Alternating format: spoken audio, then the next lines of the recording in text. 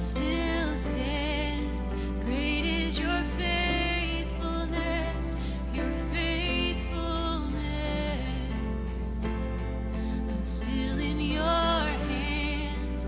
This is my confidence. You never failed me yet.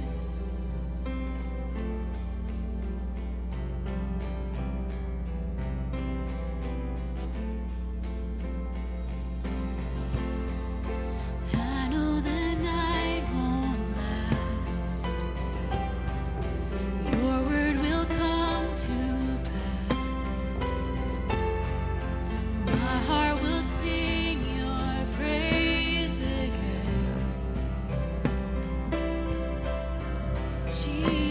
Jesus, Jesus, you're still enough.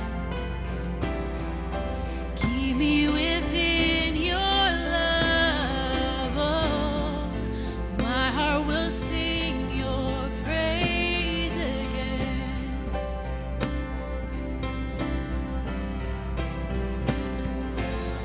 Your promise still stands. Great is your faithfulness, your faithfulness. I'm still in your hands. This is my confidence. You've never failed. Your promise still stands. Great is your faithfulness, your faithfulness. I'm still in your hands. This is my confidence. You've never failed me yet.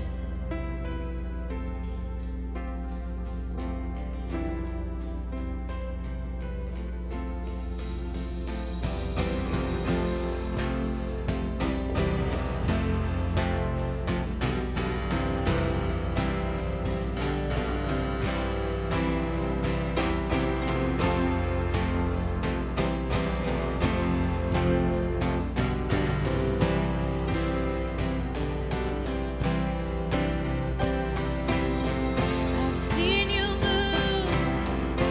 move the mountains, and I believe I'll see you do it again. You made a way where there was no way, and I believe I'll see you do it again.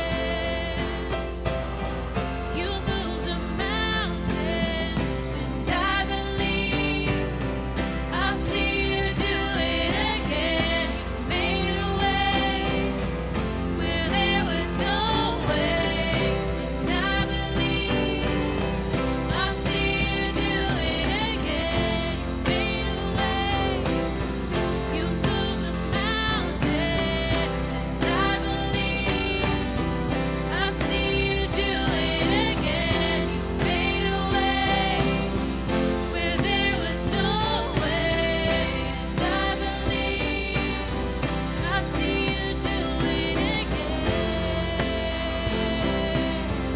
I'll see you do it again. Oh,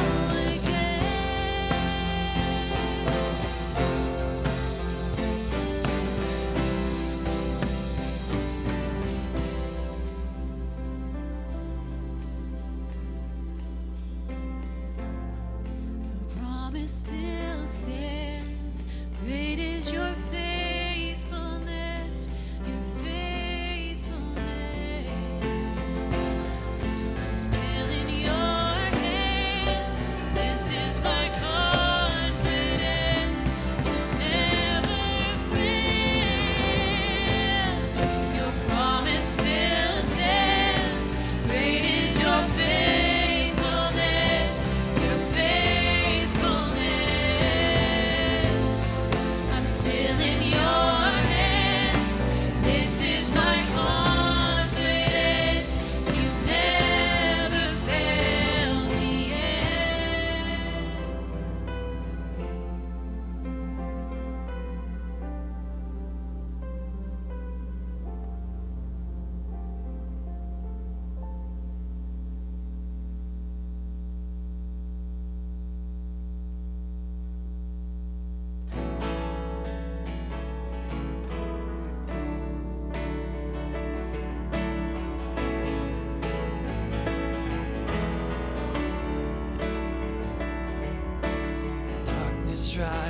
roll over my bones. When sorrow comes to steal the joy I own. Brokenness and pain is all I know. I won't be shaken. I won't be shaken. 'Cause my fear doesn't stand a chance when I stand in your love. My fear doesn't stand a chance when I stand in your love. My fear doesn't stand a chance when I stand in your love.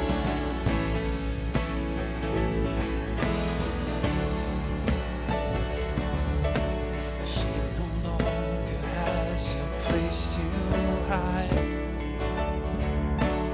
I am not a captive to the lies.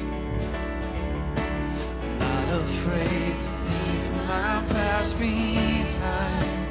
I won't be shaken, and I won't be shaken. 'Cause my fear doesn't stand a chance when I stand in your love. My fear doesn't stand a chance when I stand in your love. My fear doesn't stand a chance when I stand in your love.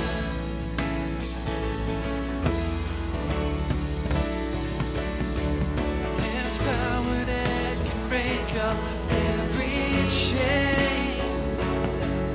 There's power that can empty our grave. There's resurrection power that can save. There's power in your name. Power in your name. There's power that can break up every chain. There's power that can empty our grave.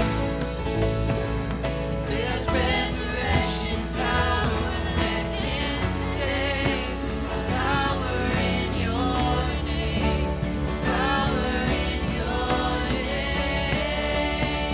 'Cause my fear doesn't stand a chance when I stand in your love. My fear doesn't stand a chance when I stand in your love. My fear doesn't stand a chance when I stand in your love.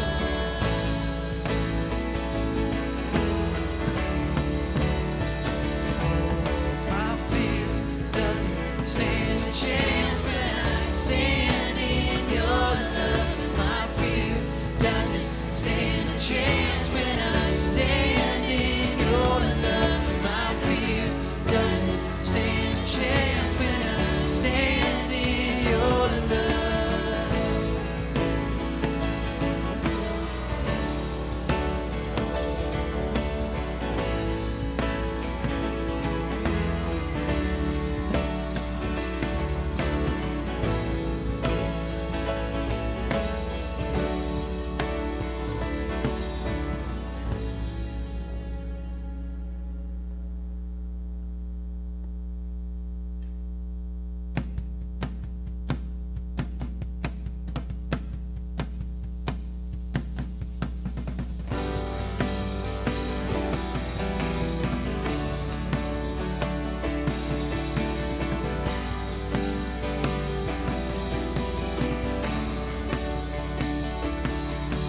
I stand before you now. The greatness of your renown. I have heard of the majesty and wonder of you, King of heaven. In humility I bow as your love in wave after wave crashes over me, crashes over me. For you are for us, you are not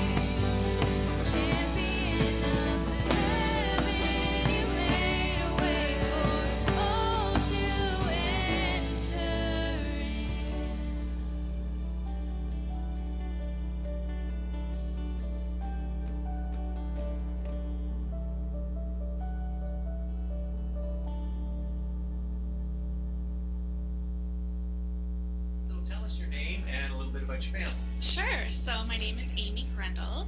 I attend here at Sea Road with my husband Fred and our 2-year-old Joshua. Okay, how long have you been at Sea Road? This November marked our 1-year anniversary. We moved to Tin Cap. So I want your opinion on what makes a good story. Okay. So when thinking about this, I thought a good fiction story centers around characters I can connect with and I want to know their journey and maybe relate to. And a good nonfiction story has to be something that's encouraging, that makes me want to get out and serve Christ. Now, is there anyone that you want to say hi to? Sure. Hi, Joshua. Thanks, Amy. You're welcome.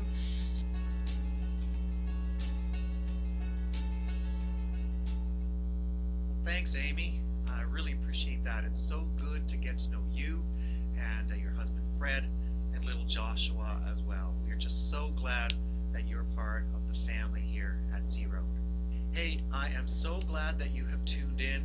Welcome to church online. Maybe you're watching on your phone or from your home computer. I'm just so glad that you've tuned in. Thanks for joining. You know, we're in week 3 of our New Year series, Short Stories, and we happen to be in the final week of our 28-day challenge.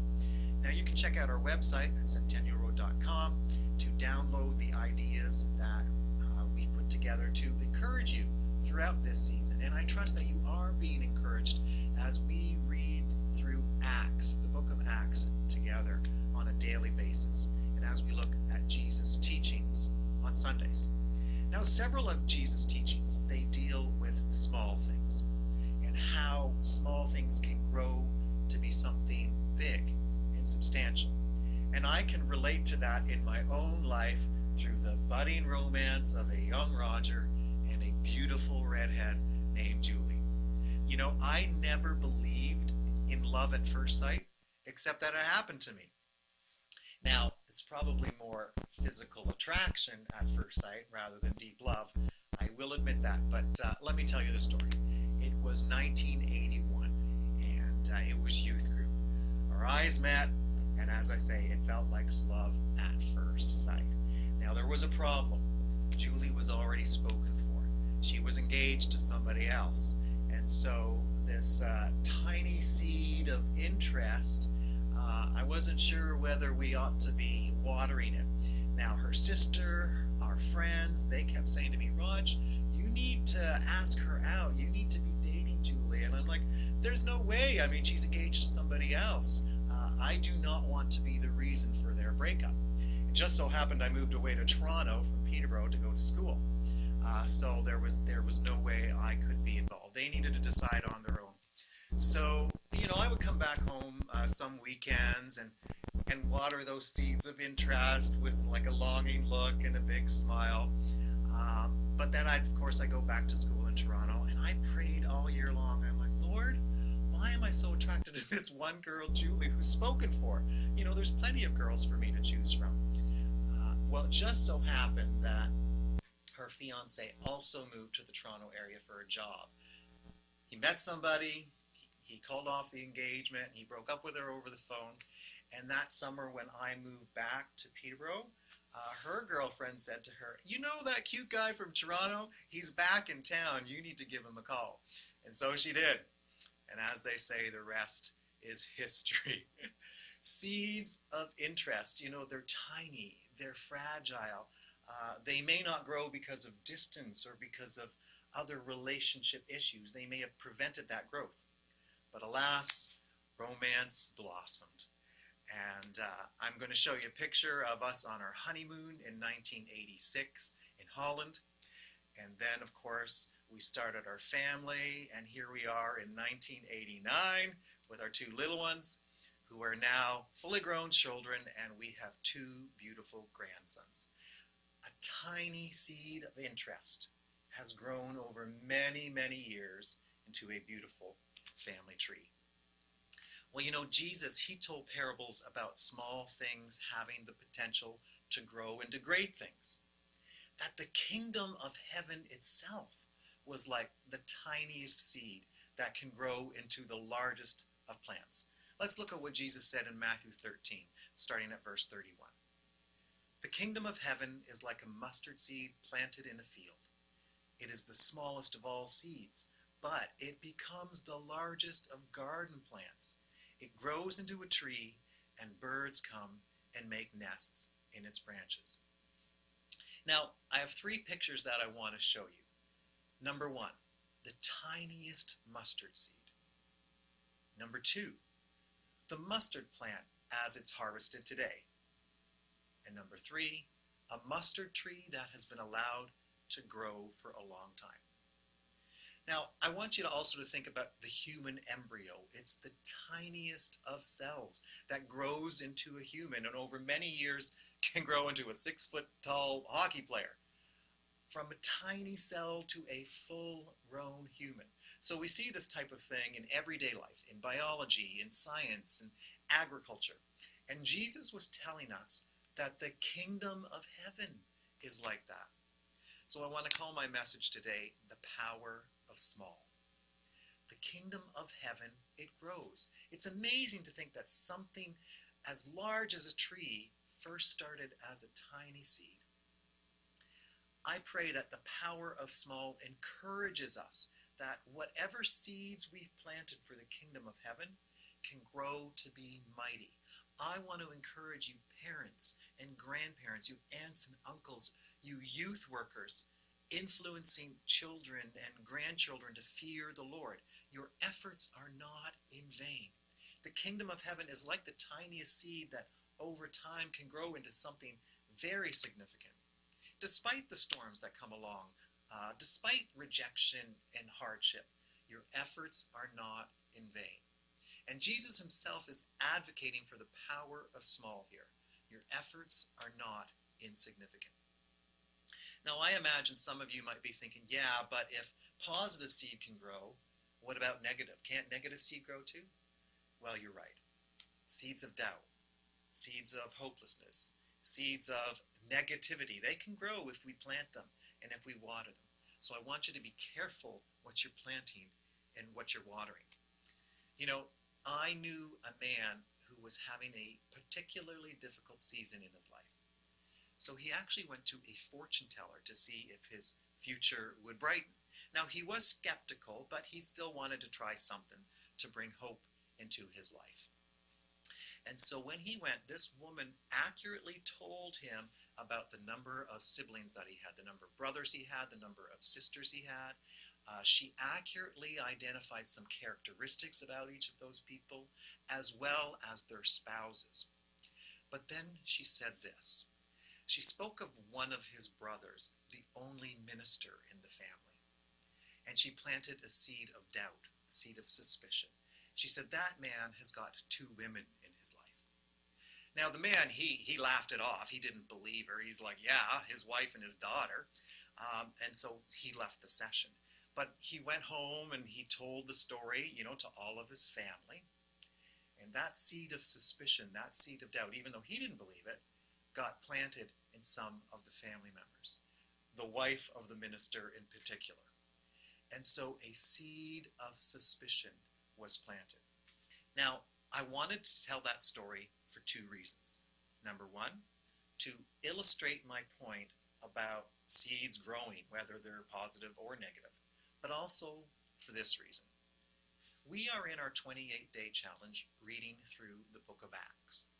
And in chapters 16 and 19, we're reminded to not participate in occult activity.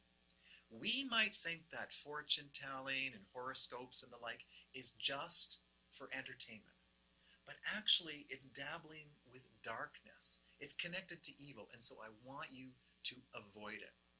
As a teenager, I used to read my horoscope all the time for entertainment value and actually just to see if there was some truth to what would be happening in my day.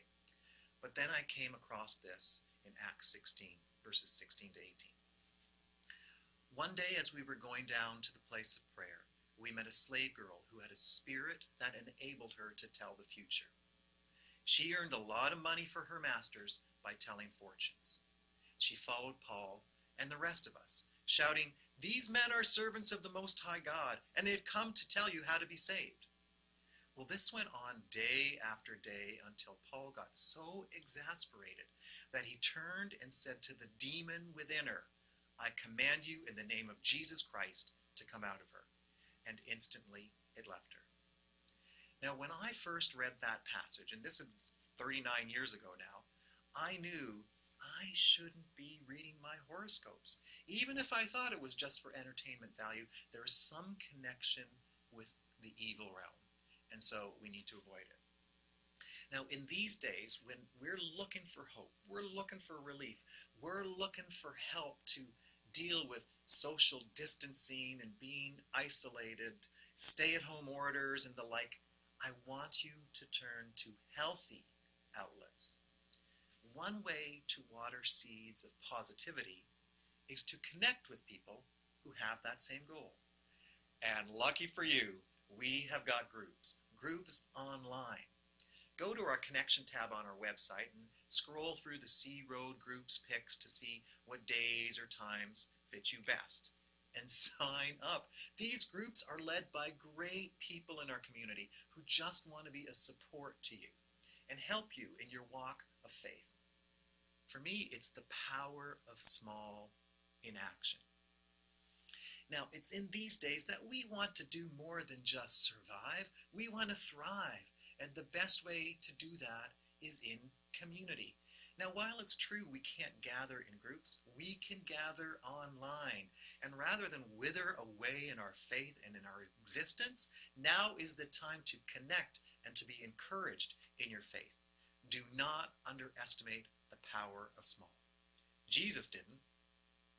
You know, Jesus taught a lot from agriculture, but he also taught using kitchen analogies. It's verse 33. He says, the kingdom of heaven is like the yeast a woman used in making bread. Even though she put only a little yeast in 3 measures of flour, it permeated every part of the dough. Now, I don't know anything about baking. I actually had to look it up, and I discovered that yeast is affected by water temperature. If you mix it with water to mix it in the dough, it's affected by room temperature. It's affected by the amount of salt in your recipe. There's the stickiness factor of the dough. Gluten has a role. You know, you got to let the dough rise twice for normal bread and just once for pizza crust, 3 times for brioche. You know, like I learned all this kind of stuff. This yeast analogy that Jesus used, it's for you bakers out there. All I can figure when I read it is this: a little goes a long way. She put only a little in 3 measures of flour, and it permeated every part of the dough. So be encouraged by the power of small. A little goes a long way. You know, just a little bit of goodness can go a long way. You don't need a doctorate in theology to share the goodness of the kingdom of heaven. You don't need to be an encyclopedia of biblical knowledge. You just gotta be you and share the truth of the gospel that you know. Let it permeate everything that you are and do and say, and leave it up to Jesus to work in you and through you to bring the kingdom of heaven to those around you. I want you to watch this video from our missionaries, Mike and Angela Chapman. We're going to hear how the power of a simple prayer can lead to astounding results. My name is Mike Chapman, and this is my wife, Angela Chapman, and we are missionaries with Global Partners to the Charis people. We don't usually say the name of the region that we're serving in because of security reasons, so we say the Charis people. The Charis people represent a unreached Muslim people group located in Central Asia. I think most missionaries, they only have to answer the why question really once in their ministry. But in 2016, we were getting prepared to come back to the city to continue our ministry, and Angela and I were blacklisted from the country. And we found ourselves having to ask that question again. Why? What motivates us to continue? Is the Lord saying he no longer wants us to serve there? Is this Satan trying to throw a barrier in our way to keep us from sharing the gospel with this unreached Muslim people group? So we had to really fast and pray and ask God, is this call still on our lives? And I think what we both came down to is that nothing had really changed. These people are still unreached. God's heart yearns for these people to know Him, and we are still eager, willing, and equipped to reach these people with the gospel. So we are serving in a smaller community, and as a result, one of the biggest differences for me is the women that I'm ministering to are very uneducated. A lot of them have very traditional roles, are getting married very young and having children very young. So I feel like for me that's been a bit of a challenge to kind of reframe how I do ministry here. It's a lot more in the home, and there's a lot less going out for women. When we moved here, we really wanted to have an identity in the community that allowed us to not stick out. This is a small community, so we wanted to give ourselves a viable platform that allowed us to not only have a reason for being here, but also a way to make relationships. And so we decided to do English teaching, and so we started a small English school, just Mike and myself, called Hello English, and we were able to get students who we then made relationships with. We have hosted parties and different outings to get to know them as a group, but then we've also invited them individually into our lives to do one-on-one meetings, to have a deeper connection with them. So after we had gotten kicked out of the city we were serving in and we relocated to this town, one of the families that we really connected with were the Smiths. And the Smiths, Ryan, Laura, and their son, Caleb, became kind of like our extended family. We did everything together, we worshiped together, we had accountability together, and we really shared lives together. In 2018, in the summer, they went on a trip that they never came back from. They were tragically taken from us, a senseless act of violence. We had these teammates who were such a godsend to us, who had been living life with us, and they were our family. That has not only mentally and spiritually impacted us, but also in terms of our work here, it has dynamically changed what we're doing. Ryan started about 8 years ago a rug weaving project that was aimed to help poor people in the villages economically, and also to revive and sustain the ancient tradition of carpet weaving. Angela and I fasted, and we prayed about that and decided that I would step in as interim director. And learning a whole new business from scratch in the wake of grieving the loss of dear friends was a really big challenge for me.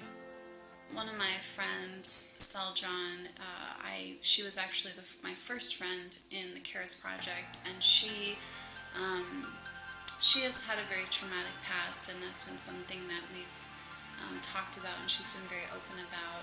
But recently she has fell again on some really difficult times, and there was one particular moment where I had said that I would like to pray for her. I myself was thinking, oh man, how is my prayer going to be enough, sufficient for this traumatic thing that's happening in her life? And I just felt really unsure of it. And when I said amen, she had tears in her eyes, and she had told me that as my hand was holding her hand, she felt this warmth, and she said that she'd never felt as light or free before in her life, and she really wanted to experience that again. I think the first thing we both just want to say is how grateful we are for the sacrificial giving, for the heartfelt prayers that we know have been coming up, going up to the Lord year after year after year. And we just want to say thank you so much. We hope that as we start this next term, that you would prayerfully consider continuing to support us. This past term has been a term of setting up and preparation. And that preparation is for this coming term, where we're all ready, everything's set up for us to go and to share and to minister and to evangelize and to disciple. And we just want to encourage you to continue with us, to reap the harvest and reap the benefits of the hard work of the last 3 years. One thing Angela said was, well, thanks.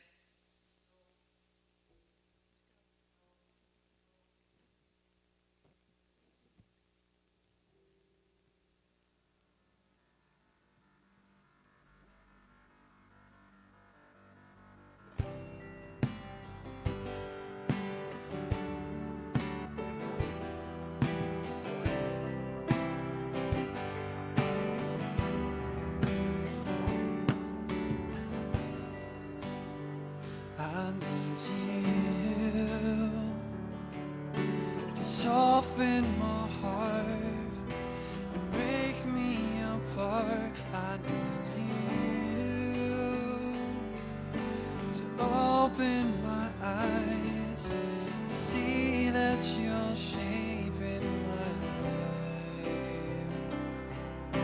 And all I am, I surrender.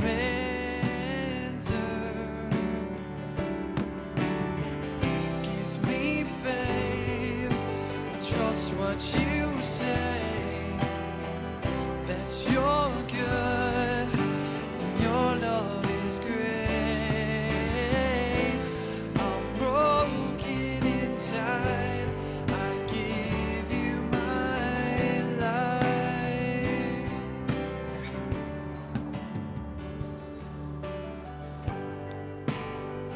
I need you to soften my heart and break me apart. I need you to pierce through the dark and cleanse every part of me. And all I am, I surrender.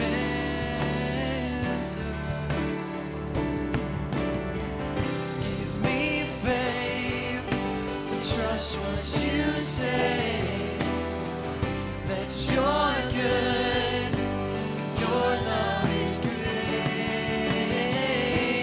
I'm broken inside, I give you my life.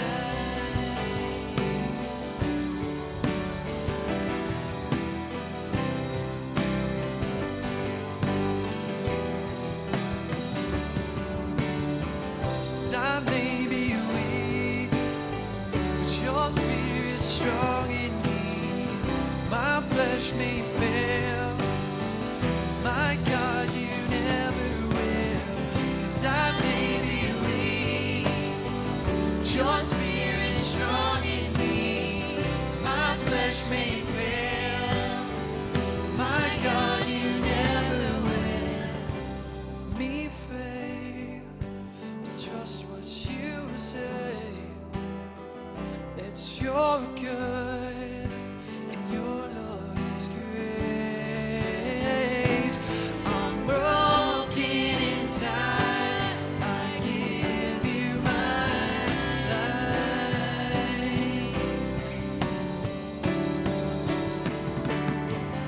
Give me faith to trust what you say, that you're good and your love is great.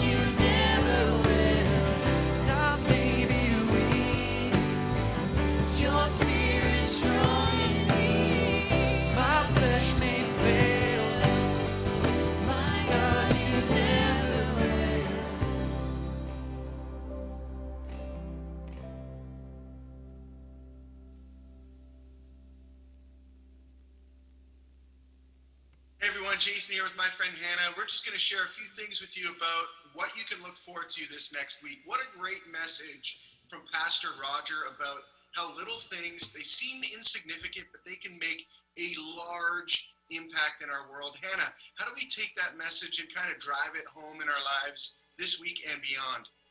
Well, there's a few things we can do, but one of those things is to go to the groups page on our website and either sign up for a group there, which we've been pushing because we care so much about it. We want to get you connected. But if a group is not for you in this season, we understand.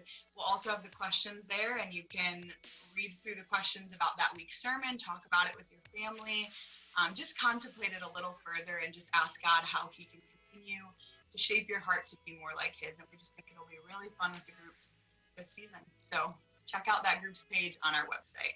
Absolutely. Check out those group page. I mean, in isolation, we need to find ways to stay connected more and more, whether that's even playing online games with each other, video conferencing, however we can do that to feel like we're not alone in this journey.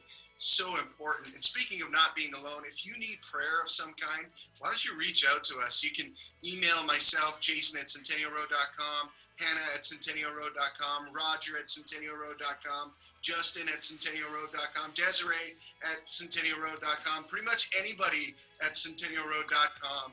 And we would love to pray with you, to connect with you in that fashion, and just help you thrive in this unprecedented and unique season that we find ourselves in. One of the things that we wanted to talk to you about, in addition to all that stuff, is our Christmas Eve service. We had the opportunity to invite you to give and participate towards loving a local ministry here in the Brockville region, Common Ground. And I'm happy to tell you that we raised $3,500 that we were able to invest alongside of the Peer Church into this ministry initiative. And it's just so awesome for us to be a part of something local here in our region. Now, speaking of local, Hannah, if I were to ask you, what's your favorite local hotspot that you love, whether it's a coffee shop, food place, whatever, what is it for you? What place jumps out in your mind? Well, there's definitely a few, but I would probably have to say something that most of the congregation is already going to know that we love is Don's Fish and Chips by the water. So if you have not checked out Don's, this is not an ad, but it's amazing. So you got to check that out. What about you, Jason? That's such a great reminder. I mean, it's one of the cool things that we can do to invest and pray for our local businesses as well. Everybody's going through a difficult season. For me, Don's is good. I like Manol's Fish and Chips, but when I'm going for something a little bit fancy, it's Buell Street Bistro. Like, let's do this and have a lot of fun. He's been telling me about that place for a while, and we've not been able to go yet. So we are very excited to try it out. What is your favorite place? We want to hear from you. So you should leave a comment below. We can all use each other's recommendations, especially in this season when things are a little tough with COVID. So let's go check out our local places, support them, be a help to them. Absolutely. We can pray for them, support them as we're able. And above all, just know that we love you and we're praying for you. Thanks for being a part of our community. Have a great week. Bye.